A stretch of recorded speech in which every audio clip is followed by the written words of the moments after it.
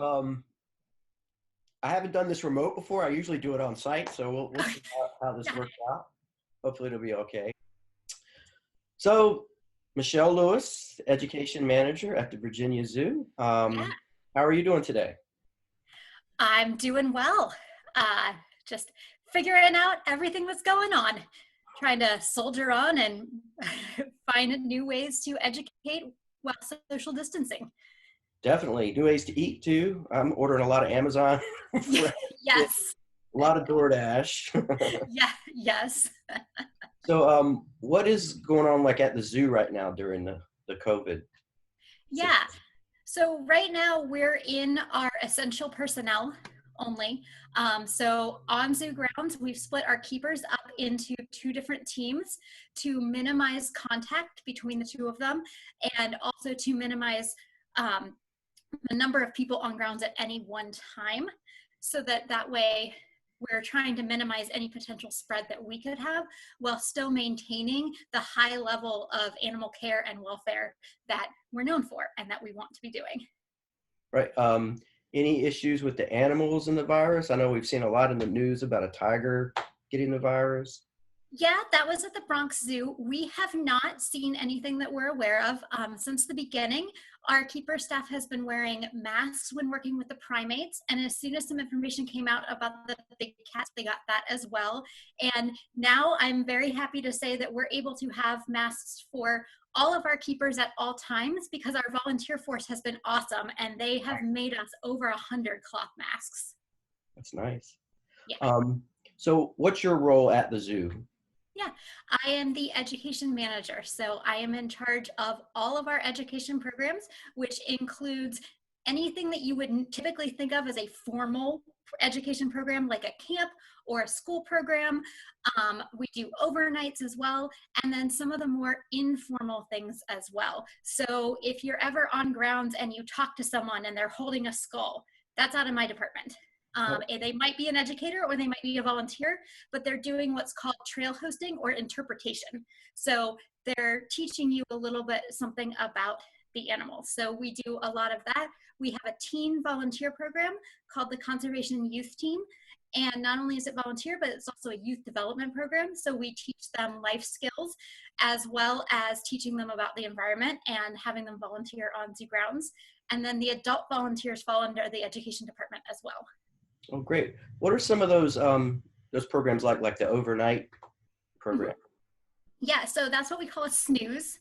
And we have a couple different types, and we're actually really sad because this year we were just going to debut our new um, overnight with sleeping out in tents.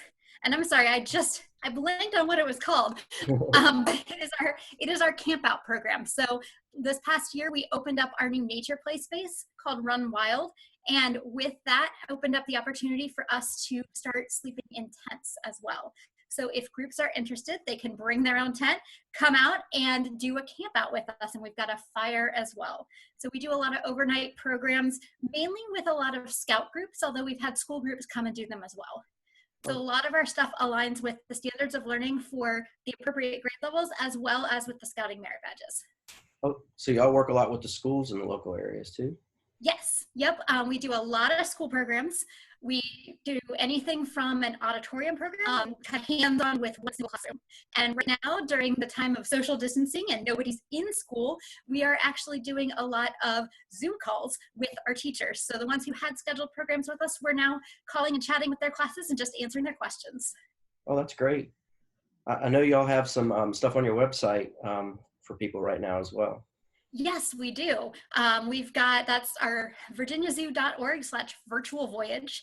And that has our virtual tour, the augmented reality tour that you helped us create, Jerry. And that's up on there along with a lot of videos that we've been doing. And every day at 2 p.m., our social marketing team puts out a social media post on Facebook, and it might be a brand new video, it might be one of our old lessons, but it's something to help students learn. Oh, that's great. Tell me about some of the attractions that you have there. Yeah.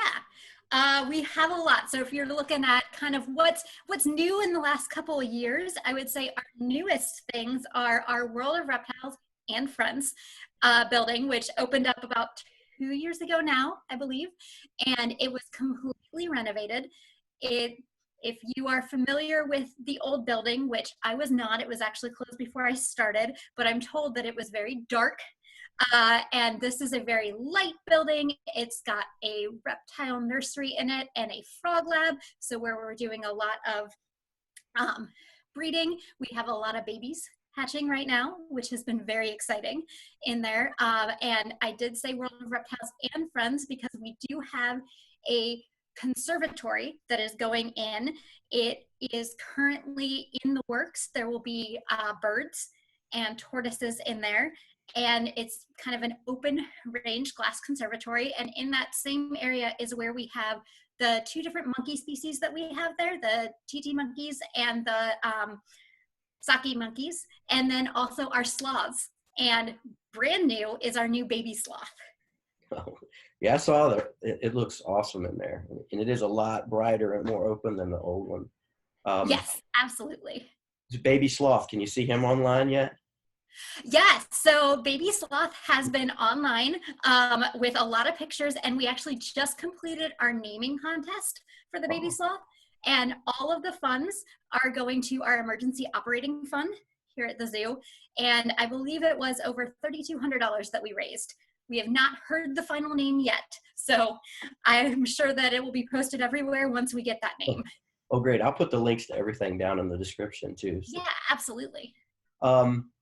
I know how we met was when a colleague that met you had talked to you, and you said something. Why don't you go ahead and explain kind of how it came along? Yeah, so I had been kind of thinking about ways that we could enhance some of our exhibits and just the general guest experience from having gone to a lot of conferences, especially with the AZA, the Association of Zoos and Aquariums, which is who accredits us. And a lot of people have been talking about doing mixed reality or augmented reality type stuff. And that really stuck in my head because one of our biggest things, our top priority at the zoo is animal care and welfare. And so that means that we give our animals a lot of choice. Our habitats are natural. They are made to represent natural habitats. It's better for the animal in that way, but it also means that they are given a lot of choice. So they may be choosing to go inside or they may be choosing to hide. And so we hear a lot from people saying, well, I was there today, but I didn't see very many animals. And you know, we're not going to make an animal do. They have that choice of where they want to be in their exhibit. And in some places you can't see them quite as well. And so I really started thinking about what would enhance that for a guest who maybe didn't get to see the physical animal, but could see picture, video, or they could learn a little something about it. Because the other thing we hear is that guests love to interact with trail hosts, which are mainly our volunteers. And that's great, but we only have so many volunteers and they're not always out there every single time. And right. So I started thinking, how could they get that information from talking to a trail host when maybe somebody isn't out there? And that's when I went to I think it was a youth career and job fair and volunteer fair, and happened to meet one of your colleagues at ECPI. I learned a little bit about what you guys were doing, and I said, hey, do you think anybody would be interested in helping me create something? I know very little about technology, but I know about talking to guests and I know about what I want. So and then you called. Okay. Oh no, and it was a lot of fun. I'm really excited about it. I've talked to some people who've been on it and they're really enjoying it. I'm hoping we can get some people back to the zoo so that they can experience it. One of the things, I know y'all have it on your website that I'm really looking forward to, because I've been going to that zoo since I was a kid, and my son goes to that zoo, are the selfie stations. They're, you know, the old pics where you get up and you have the hole there and you put your head in it. The otters or something. My son's been in that one many times. Yeah, they're still there, yeah. Right. So this just gives them another way they can, you know, with their phone, boom, and it wraps the animal's face kind of around them like a mask, and they can make a pic. We're working on some videos too that they can share. So fantastic. Yeah, kids, not even kids, adults. My students and friends, when they were trying it, they loved it too. So looking forward to that. Yeah, we are too. And that's one of the things that we've really been talking about as we look towards reopening is what are the things that we can do that keep that social distancing, but still enhance some of our stuff. So I know you and I are going to keep talking about all the different things that we can do, but that's definitely on our radar for enhancing the guest experience in general. So we're Oh very yeah. excited. I know there's a lot we can do. I think I'd mentioned to you about some virtual reality stuff. Uh, Mm-hmm. we can now take, with a drone, fly in and take virtual reality video and um, add that to the experience so that somebody can just slap their phone inside of an inexpensive headset and kind of be right in there. You know, they don't get to get in the habitat, but this maybe will allow them to experience being in the habitat without anything bad happening, right? Yeah. Um, So there's so many awesome possibilities that this technology allows us to explore. One thing that I was really impressed about and that I'm interested in too is the conservation work that you do. When I was doing some of the exhibits, I saw a lot of that. And why don't you tell us a little bit about the conservation work that you do there? Absolutely. So not everyone knows that the zoo has a conservation fund, and we fund conservation work every year. Some of it is direct action, and some of it is through just the funding. And actually, it's a percentage of every membership that we sell goes to conservation. Plus, we have some new kiosks out around. I don't know if you got the chance to get to the zoo before we closed down. Unfortunately, it had just opened up right about the time of the social distancing. Right. But we have an old bus stop that got turned into a little interactive game as a quarters for conservation. So you can choose which animal you'd like to support. We've got like big cats or orangutans or frogs. There are, I think, 6 or 7 different choices that you can make. And you put your quarter in, and then you're trying to get a ball into a little hole. So it's a little game that's going on with it. So all of that helps us to raise money for the different things that we do for conservation. And some of that is locally. We've done some work with both the Chesapeake Bay Foundation and the Elizabeth River Project on some of the local restoration projects. So restoration on the Elizabeth River and the Lafayette River we've worked on, and we also, our teen program that I mentioned before, every summer they take 3 to 4 field trips and go out and do hands-on, on-the-ground conservation work.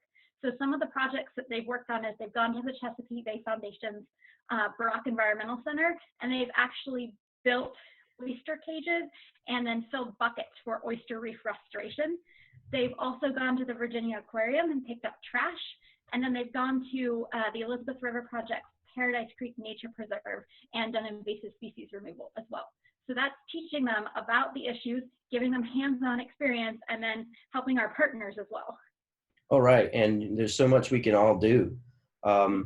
I think it's interesting now that people are kind of locked in their homes. I know you've seen it on the internet. Some of the animals are just taking over again. Some of the Yeah. cityscapes and like some of the beaches are filled with sea turtles that haven't been there in a long time.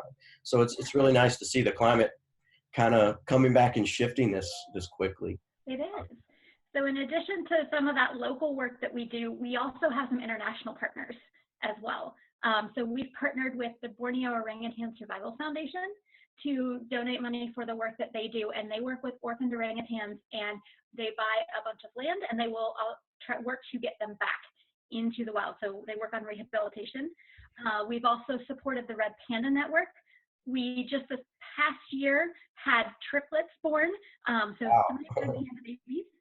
And we had a naming contest for that as well, where we raised $7,500.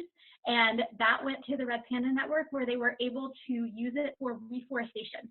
And so to try to connect some of those habitats in Nepal that have been fragmented. They're working hard to replant bamboo and get those areas connected back. Well, that's great. And then we've also worked in Uganda with the New Nature Foundation, where they run science centers in Uganda, and they work with local communities who are on the edge of forests, where their biggest issue is deforestation for firewood. And so they've worked on an alternative source to actual wood for fuel, and they really promote that and work within the community to get them to understand all of the benefits and connect them back to nature. All right. It's good for people to learn and understand how our small footprint can affect the whole world. So it's great to see y'all doing that as well. Absolutely. Any other, well, I know we don't have anything coming up now, but any other things in the community that the zoo works with? Yes, and it's of course now coming off out of the top of my head. So we are right now, one of the things that we're working on is a new citizen or community science project called Caterpillars Count, which is started by the University of North Carolina. And we set up our zoo as a site, and it is helping researchers to understand what is happening with climate change and what is happening with the insects and arthropod community. So then that will tell us what the birds who eat those could be doing. So kind of looking at all those impacts. So we've set that up, and we're hoping to be able to start working with the public once we can open again to teach them how to be scientists themselves. That's so great. You don't have to go to school and get a fancy degree. You can just come with us and become a community scientist. Right. Could learn anything that way. Well, thank you for joining me with this. I'm really looking forward to getting everything back open, as we all are. Absolutely. And getting back over there and doing some of this cool stuff with you. I know my students are really looking forward to working on the game piece too. So. Yes, yeah, we love learning opportunities, obviously, as the education manager. So we're very excited to get your students involved in however that we can. Okay, well, great. Michelle, I will talk with you soon, and stay safe and healthy, and have a All right, bye.